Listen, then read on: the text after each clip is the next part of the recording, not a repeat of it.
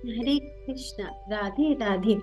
आप सभी को राधा अष्टमी की हार्दिक शुभकामनाएं।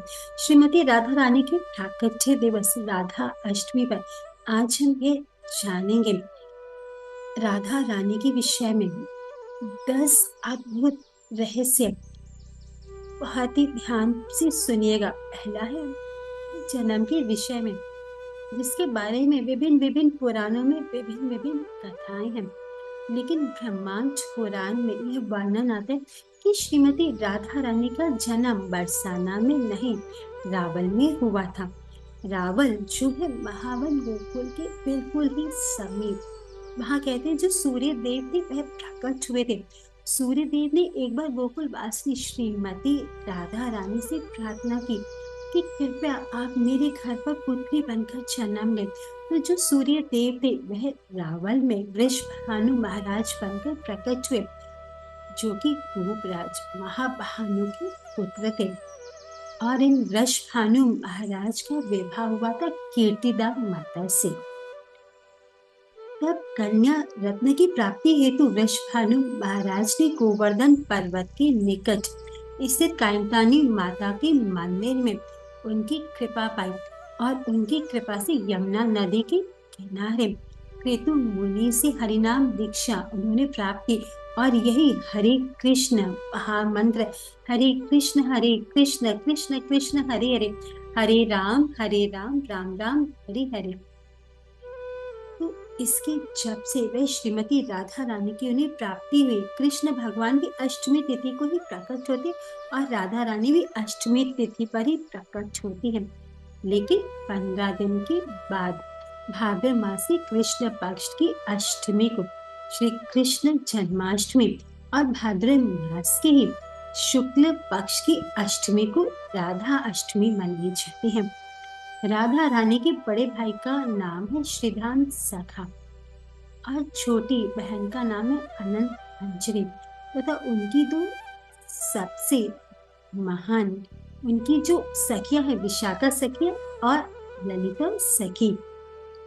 अब दूसरा रहस्य, कुछ लोग ये सोचते कि राधा रानी कोई साधारण स्त्री थी, वृंदावन में रहती थी, कोई ग्वालिन। लेकिन हमें तत्व से ये जानना चाहिए। श्री चैतन्य चरितमृत में ये वर्णन आता है राधा कृष्ण के बारे में बताया गया है। राधा कृष्ण में कोई भी भेद नहीं है। शास्त्रीय प्रमाण देते कि राधा रानी कृष्ण की अलादनी शक्ति, अंतरंगा शक्ति, आनंद शक्ति है, जो कृष्ण को आनंद देने के लिए, उनकी सेवा करने के लिए इस संसार में प्रकट होती है। और गोपाल तापनी उपनिषद में आता है कि संसार में जितनी भी देवियां, दुर्गा देवी, पार्वती देवी, लक्ष्मी देवी, इन सबका प्राकट्य स्रोत है श्रीमती राधिका। श्री रूप गोस्वामी जी कहते हैं जितनी भी शक्तियां हैं संसार में सभी प्रकट हुई श्री राधिका के अंश से। लोग सोचते हैं कि लक्ष्मी स्वरूपा राधिका है, नहीं, सहस्रो लक्ष्मियां, दुर्गा, पार्वती, यह सब श्रीमती राधा रानी से प्रकट होती हैं। ये श्री रूप गोस्वामी वर्णन करते गोपाल तापनी उपनिषद में। अब तीसरा रहस्य उनके रूप के विषय में कि कैसी दिखती है हमारी राधिका रानी। तप्त कांचन गौरांगी श्री राधे वृंदावनेश्वरी, वृषभानु सुते देवी प्रणामी हरि प्रिय। सोने का रंग है, लेकिन सोना कैसा? तपा हुआ। शास्त्र कहते हैं कि 1000 बार सोने को तपाया जाए। कितनी बार? 1000 बार। तो उससे जो आभा निकलेगी उस वर्ण को लेकर श्रीमती राधा रानी प्रकट होती हैं। सदैव नीले रंग के वस्त्र पहनना ही उन्हें बहुत पसंद है। क्यों? क्योंकि श्याम सुंदर नील वर्ण के हैं। श्याम सुंदर पहनना पसंद करते। पीला वस्त्र, क्योंकि श्रीमती राधा रानी का वर्ण है पीत वर्ण, और वह भी कैसा? तपे हुए सोने का। तो यह रूप बताया गया है। चौथा रहस्य कि लोग कभी कभी जैसे कहते हैं कि मेरी बेटी राधा रानी है, तो उनका नाम रख लेते हैं राधा, या मैं राधा हूँ।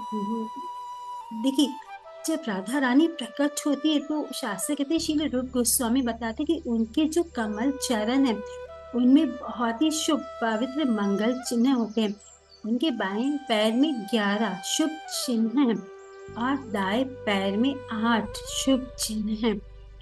तो 19 शुभ पवित्र चिन्हों को लेकर राधा रानी प्रकट होती हैं।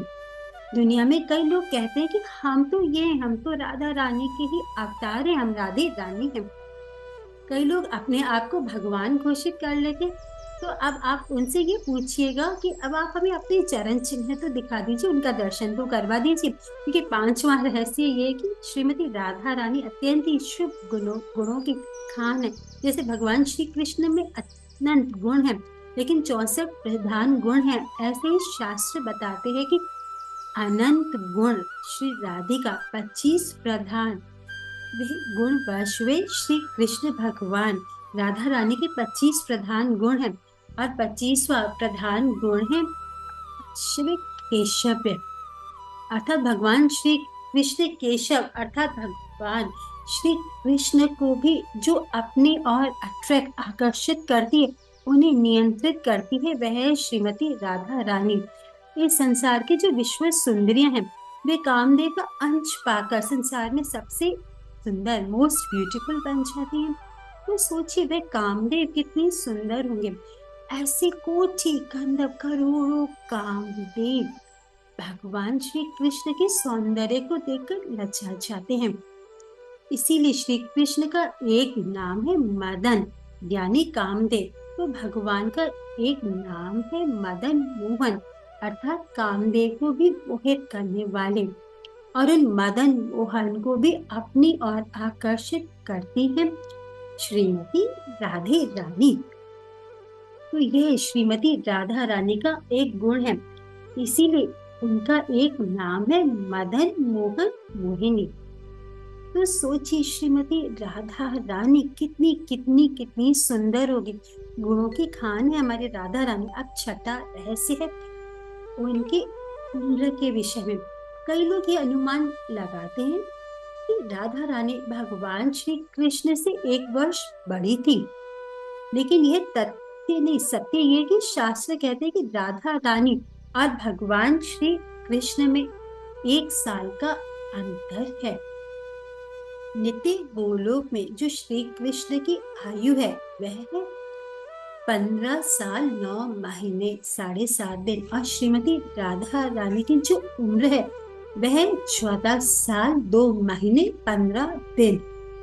तो गौर गोविंद अर्चन स्मृति जो पद्धति है उसमें बताया गया कि नित्य गोलोक में राधा रानी और कृष्ण का नित्य किशोर रूप ये है, किंतु इस भूम वृंदावन में लीला करने के लिए जब श्री कृष्ण प्रकट होते हैं तो उनसे ठीक 1 साल बाद श्री राधिका प्रकट होती है रावल ग्राम में। एक लीला भी आती है कि जब श्रीमती राधा रानी प्रकट हुई तो उनके नेत्र बंद थे, क्योंकि उन्होंने श्री कृष्ण से कह रखा था कि आपके दर्शन करके ही मैं अपने नेत्रों को खोलूंगी। तो वृषभानु महाराज बहुत प्रसन्न थे, क्योंकि पूर्णमासी ने उनसे कह रखा था कि आपकी पुत्री कोई साधारण कन्या नहीं, ये हजारों लक्ष्मियों को प्रकट करने वाले उनकी उद्गम स्रोत हो, और यहाँ तक कि देवी देवता भी उनकी उपासना करते। तो वृषभानु महाराज बहुत ही प्रसन्न थे, किंतु उनके नेत्र बंद होने से थोड़े से दुखी थे।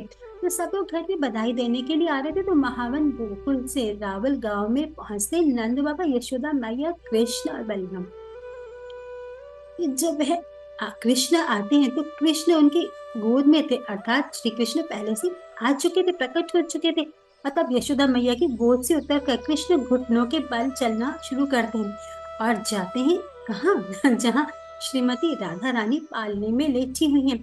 श्री कृष्ण वहां जाकर श्रीमती राधा रानी के नेत्रों का स्पर्श करते, जिससे राधा रानी समझ जाती कि मेरे स्वामी तो आ गए, और तुरंत ही भगवान के दर्शन करने के लिए राधा रानी अपने नेत्रों को खोल देती हैं। उद्घोष होता है, जय हो जय हो जय हो, श्रीमती राधा रानी की जय हो, कि राधा रानी ने तो अपने नेत्र खोल दिए, नेत्र उत्सव हो गया। तो कृष्ण घुटने बल चल रहे थे और राधा रानी पालने में थी, यानी कृष्ण राधा रानी से बड़े हैं। तो देखिए हमें यहाँ पर ये पता चलता है कि भूम वृंदावन लीलाओं में राधा रानी भी श्री कृष्ण से 1 साल छोटी हैं। 7वां रहस्य कि जब राधा रानी प्रकट होती हैं तो सबसे पहले क्या पाती हैं? यानी अन्नप्राशन संस्कार। तो लोग अपने बच्चों को किसी अपने गुरुदेव का या भगवान का प्रसाद खिलाते हैं। तो राधा रानी का 7वें महीने में अन्नप्राशन संस्कार घोषित किया गया और सभी वृंदावन वासियों को, ब्रज वासियों को, ब्राह्मणों को बुलाया गया और वहाँ नंद बाबा, यशोदा मैया और कृष्ण बलराम भी आए थे। और जैसे कि बच्चों को सबसे पहले भोजन दिया जाता है, तो वह सभी ग्वाल बाल और कृष्ण भोजन पा रहे थे। महायज्ञ कुंड थी जहाँ हवन हो रहे थे, मंत्र उच्चारण चल रहा था कि बस अभी पहला कौर, पहला निवाला खिलाया जाएगा राधा रानी को। 7 आगे हो गई थी, लेकिन तभी राधा रानी श्री कृष्ण की थाली से उनका जूठन उठाकर अपने मुंह में रख लेती हैं और उनका प्रथम अन्न संस्कार हो जाता है। देखिए, राधा रानी गुरु तत्व है। वह हमें ये शिक्षा दे रही कि संसार में कभी भी कुछ खाना हो, पाना हो, तो कृष्ण का उच्छिष्ट, उनका भोग लगाया गया प्रसाद ही ग्रहण करना चाहिए। और 8वां रहस्य ये कि जब एक बार श्री राधिका 5 साल की भी कम आयु की थी, उनके घर में दुर्वासा मुनि सबको देखकर, जब दुर्वासा मुनि ने श्री राधिका को देखा तो कहा कि ये तो सबसे सुंदर कन्या है, ये बालिका है कौन? और उसे बुलाकर उनसे पूछा कि तुम क्या मेरे लिए कुछ बनाओगे? तो श्री राधिका ने कहा कि हाँ। उपस्थित सभी कन्याएं, बालिकाएं कहती हैं कि इसके अंदर अद्भुत शक्ति है, ये बहुत ही दिव्य स्वादिष्ट भोजन बनाते। तब श्री राधिका ने दुर्वासा मुनि के लिए खीर बनाई और कई सुगंधित चीजें डालकर चावल की खीर बनाकर दुर्वासा मुनि को खिलाई। दुर्वासा मुनि सुंदरता देखकर तो समझ गए थे ये तो कोई दिव्य कन्या है, लेकिन जब खीर उन्होंने पाई तो वो समझ गए, क्योंकि वह तो स्वर्ग के अमृत से भी ज्यादा आनंद प्रदान करी थी, तो ये समझ गए कि ये कोई साधारण कन्या नहीं, स्वयं महालक्ष्मी है, गोलोक स्वामी श्री राधा रानी है। और फिर भीतर ही भीतर उन्हें नमस्कार करके, उन्हें दिखाने के लिए बाहर से उन्हें आशीर्वाद दिया कि आपके गए पकाया गया जो भोजन जो कोई भी पाएगा, उसका रूप बढ़ेगा, उसकी आयु बढ़ जाएगी, उसका बल बढ़ जाएगा, उसका यश बढ़ेगा। और इस प्रकार राधा रानी को जब ये आशीर्वाद प्राप्त हुआ, जिसे सुनकर यशोदा मैया ने राधा रानी की मैया कीर्तिदास से कहा कि क्या तुम्हारी कन्या को मेरे घर में कृष्ण के लिए भोजन पकाने हेतु भेजोगी? तो इस प्रकार श्रीमती राधा रानी नित्य कृष्ण का भोजन बनाने की सेवा में नियुक्त कर दी गई थी। और आज भी जब मंदिरों में, मठों में, आश्रमों में जब भी रसोई बनाई जाती है, तो उसका नाम राधा रसोई रखाया जाता है। राधा रानी स्वयं देखती है कि कृष्ण के लिए क्या भोजन बनाया जाना चाहिए, क्या बनाया गया है, क्योंकि जब तक राधा रानी की मंजूरी ना हो, कृष्ण उसे ग्रहण नहीं करते हैं। और अनंत काल से श्रीमती राधा रानी प्रसाद बनाती जा रही है, लेकिन आज तक कोई भी व्यंजन दोहराया नहीं गया है, यानी दोबारा नहीं बनाया गया। तो सोचिए उनकी पाक शक्ति कैसी है, क्योंकि वह स्वयं भगवान श्री कृष्ण की अंतरंगा शक्ति है। और अब नवा रहस्य है कि यहाँ जब राधा रानी भूम वृंदावन में लीलाएं करते, तो उनका एक ससुराल बताया जाता है, जावट नाम का एक ग्राम है। कुछ लोग यावट भी उसे पुकारते हैं। तो उस जगह पर आज भी वह कुंज है, पेड़ है, जहाँ श्रीमती राधा रानी और कृष्ण की नित्य लीलाएं हुई हैं। आज भी उनके ससुराल का वह किला है जहाँ जटिला कुटिला नाम की उनकी सास और ननद और उनके पति अभिमन्यु की मूर्तियां, विग्रह, जिनके हम वहां दर्शन कर सकते हैं। तो 5000 साल पुराने तथ्य आज भी हमारे पास हैं। तो भगवान श्री कृष्ण ने ऐसा क्यों किया? उनकी नित्य संगनी श्रीमती राधा रानी के साथ उन्होंने विवाह उन्हें करना चाहिए था, उन्होंने ऐसा क्यों नहीं किया? तो देखिए, शास्त्र ये बताते हैं कि 2 प्रकार के रस होते हैं, सुख के रस अर्थात यूनियन और परी के अर्थात सेपरेशन, विरहा भाव। तो ब्रज में विरहा भाव का प्रचलन है, परी के जो रस से वे प्रचार, तो उसमें श्री कृष्ण विरहा भाव में रहकर उसे बढ़ाने हेतु ये लीला करते हैं। और अब 10वां रहस्य ये कि किस प्रकार श्री राधिका यहाँ से गोलोक धाम जाती हैं। तो भांडी नामक एक स्थान है जहाँ श्रीमती राधा रानी और कृष्ण का गुप्त विवाह हुआ था ब्रह्मा जी के द्वारा। तो उस भांडी वन में ही श्री कृष्ण 100 साल राधा रानी से अलग रहने के बाद द्वारिका से भांडी वन में आते हैं।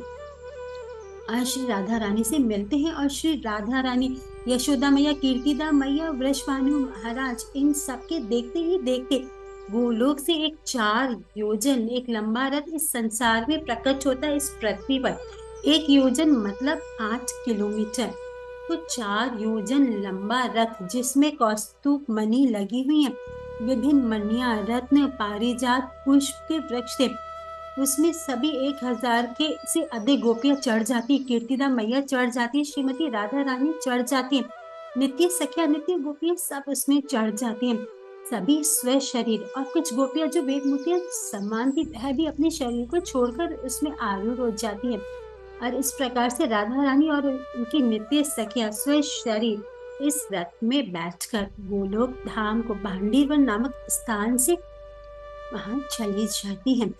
तो इस प्रकार से हमने श्रीमती राधा रानी के 10 रहस्य को कहने का प्रयास किया।